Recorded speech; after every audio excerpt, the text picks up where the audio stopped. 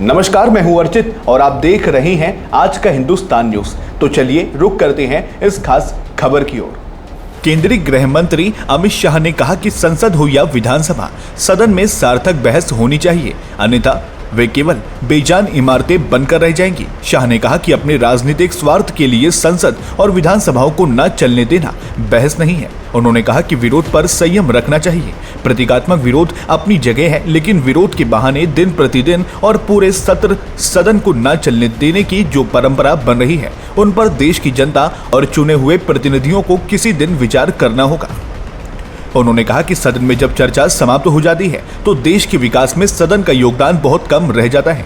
केंद्रीय मंत्री शाह दिल्ली विधानसभा में 2 दिवसीय अखिल भारतीय अध्यक्ष सम्मेलन के उद्घाटन के अवसर पर बोल रहे थे।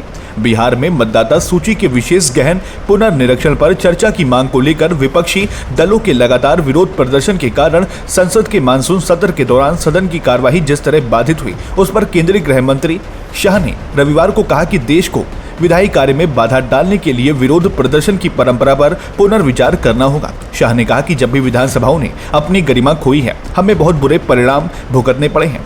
जब हस्तिनापुर की विधानसभा ने महिलाओं के सम्मान के लिए खड़े न होने के कारण अपनी गरिमा खो दी तो महाभारत हुआ।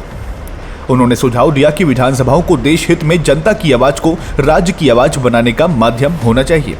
उन्होंने कहा कि इन भवनों में भावनाओं और विचारों को व्यक्त करने का कार्य अध्यक्ष के नेतृत्व में सदन के सभी सदस्यों का है, तभी ये एक जीवंत इकाई बनती है जो देश और राज्य के हित में काम करती है।